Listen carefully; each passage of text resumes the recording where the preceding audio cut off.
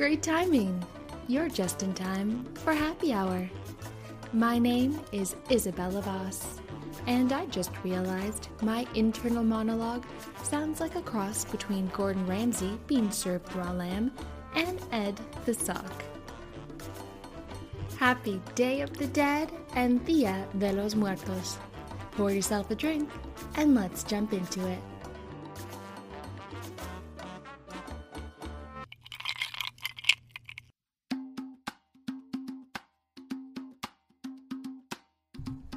First things first, Day of the Dead is not just Mexican Halloween.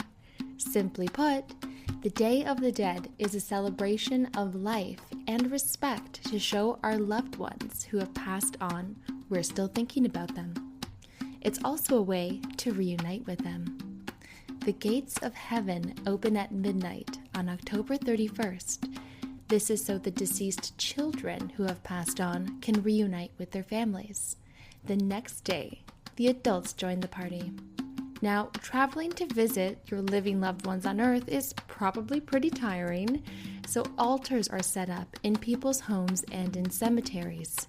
These are stocked up with offerings for your loved ones who have come all this way to visit. Altars are going to have everything from pictures of your loved ones who have passed on to their favorite foods, chocolates, nuts, tortillas. Now, if this is the first day and it's for kids, you might have out their favorite toys or candies. The next day when the adults show up, there's probably going to be some mezcal or really good tequila. Look, if I'm visiting from another plane of existence, I'm going to expect you to put out the good stuff. Now, when I say altars, I really mean, yes, a traditional altar like you may be thinking, but it can also be something as simple as a table. Now, these altars are decorated with bright yellow and orange marigold flowers, along with copas resin incense, and the incense is meant to purify and offer praise to the deceased family who's visiting. So when did this all start? About 7,000 years ago or so. The Aztecs, Toltecs, and Nahua considered the dead to still be a part of the community, and they looked forward to their yearly return. So this is a heck of a family reunion. Perhaps the most iconic imagery when anyone says Day of the Dead is the famous sugar skulls. But where did those come from? Well, Day of the Dead is celebrated in Mexico and Latin America. All Souls and All Saints Day is celebrated in Spain, Italy, and the Philippines. Now, they may be related in the sense that you're seeing loved ones or you're paying homage to your loved ones. But the only place you're really going to see the sugar skulls are central and southern Mexico. This is kind of ironic because the sugar skull tradition itself comes from the 17th century Italian missionaries. Now, in Palermo, it's been tradition to make sugar lambs and sugar angels for All Saints' Day and Easter, and it carried on from there. The teeny sugar skulls are put out first for the angelitos, or baby children, who return, and the larger ones on November 2nd for the adults. They're usually not eaten as much as meant to delight the visiting deceased. Now, for the skull makeup and costumes, this has evolved as well into parades that we can see Mexico City and down. I highly encourage you to look up Day of the Dead altars, makeup, and costumes, or traditional wear, I should say. It is some of the most elaborate and ornate artistic work you are ever going to see.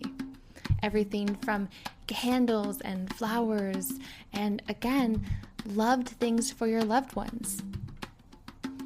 Imagine sending a care package to someone you haven't seen in a year. It's a way to keep them alive in our memories, in our hearts, and in our souls. And can you do this for animals as well?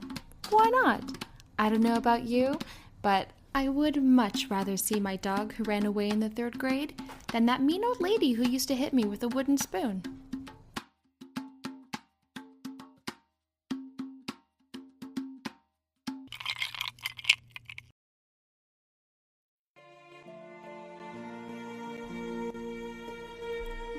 It used to bewilder me when people would ask where I'm from. I'm from here. Racially ambiguous.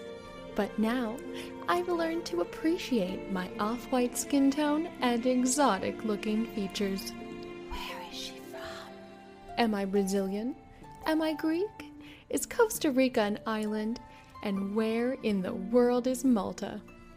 One carefully practiced look of disappointment with a dash of "are you kidding me?" is all you need to confuse nosy strangers and your boyfriend's mom when she asks if you celebrate Independence Day, where you come from. Racially ambiguous. Yes, the new trend in people is here. We're now available in a wide variety of flavors, colors, and eye shapes, very often with no discernible accent or spice level profile. Try Racially Ambiguous, the new scent by DOTR. Just one spritz and you'll be sure to intrigue and bemuse. Racially ambiguous. Racially ambiguous. Keep 'em guessing. Available where all fine imaginary products are sold.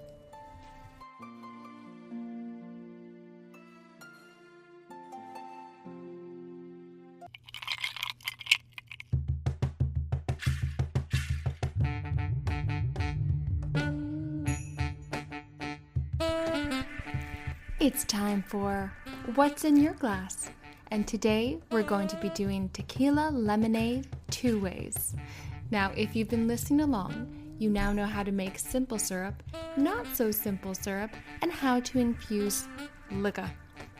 So when it comes to Tequila Lemonade, it's a refreshing standby that you can change into 100 different ways because tequila and lemon play really well with others. So the first step is lemonade. I always recommend make it from scratch. If you have the lemons, if you have the time, there really is no substituting fresh ingredients. But if you're in a pinch or just don't feel like it, buy some lemonade and we'll go from there. So the first kind we're gonna make is spicy. So what I did is yesterday, and I like mine quite spicy, so I would say just around 20 hours, I took a jalapeno, I washed it, I took the whole thing, cut it into quarters, then I put this in a mason jar with tequila, and I used Casamigos.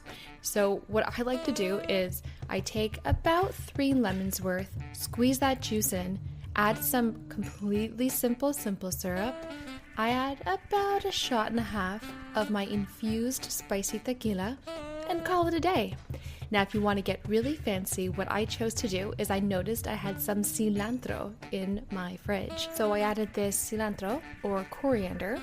I would say a good few sprigs. Now, I didn't chop it. I just kind of roughed them up, rolled them around, gave it a shake, and there you go. So we have a spicy but really refreshing jalapeno tequila lemonade. This is a fantastic one to make by the pitcher as well. It's super easy, just adjust to taste. Now the second one I made is really nice as well. This might be a bigger crowd pleaser, and again, lemons play really well with others, and this one is really straightforward. What I did is I made the lemonade first. Then I took some fresh basil. And the way I like to do it with herbs is you roll them up so that they're almost like a cylinder, and you give them a good coarse chop. I let that sit in the lemonade for about a day or so. I did this when I infused my jalapeno tequila, popped that in the fridge. Then what I did is I added regular Casamigos, my fresh lemons, gave it all a shake, and there you go. Basil infused tequila lemonade. Again, it sounds much fancier than it is, and always garnish with what you're making the drink with. So take a few of those basil leaves, throw them on top, and there you go. Well, me, I just made a fancy little cocktail for you. Salud!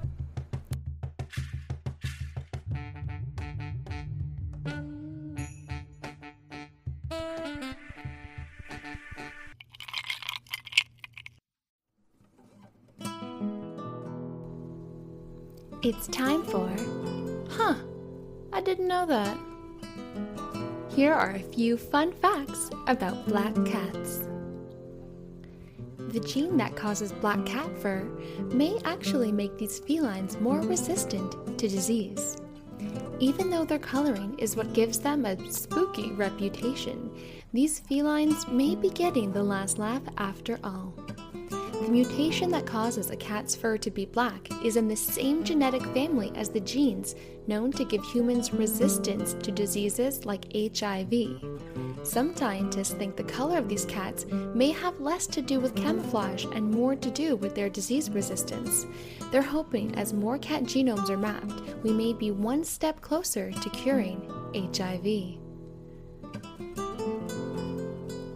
There's no one black cat breed. The Cat Fanciers Association, the CFA, recognizes 22 different breeds that can have solid black coats, including the Japanese bobtail, the Scottish fold, the Norwegian forest cat, but the Bombay breed is what most people picture, a copper-eyed, all-black shorthair, which really makes me want to adopt a black cat of my own and name him Wakanda. Black cats were a sailor's best friend. Not only were cats welcome aboard British vessels to hunt mice, but sailors thought black cats in particular would bring good luck and ensure a safe return home. A few of the kitties, have been enshrined in maritime history, much like Tittles, who traveled more than 30,000 miles during his time with the Royal Navy. His favorite pastime was playing with the captain's bell rope. Tittles! And finally, in some cultures, black cats are considered good luck. In Japan, if you're a single woman, owning a black cat is said to increase your number of suitors. If you're in Germany and one crosses your path from right to left, good things are on the horizon.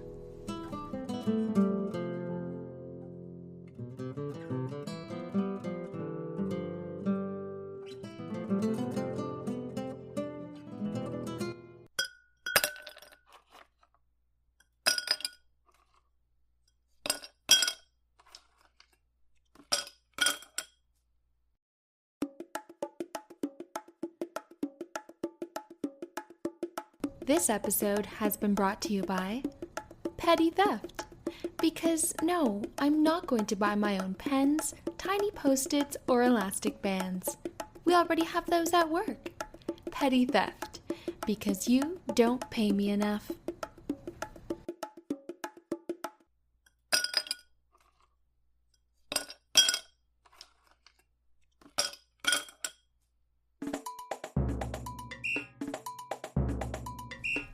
Well, thanks for joining me today on Day of the Dead. And whether you celebrate it or not, maybe just send a little, "We're thinking about you," to those who are gone, but not forgotten. That's the end of my drink and the end of the show. And remember, from my heart to yours, a baby spider is called a spiderling. Spiderling! I hate spiders.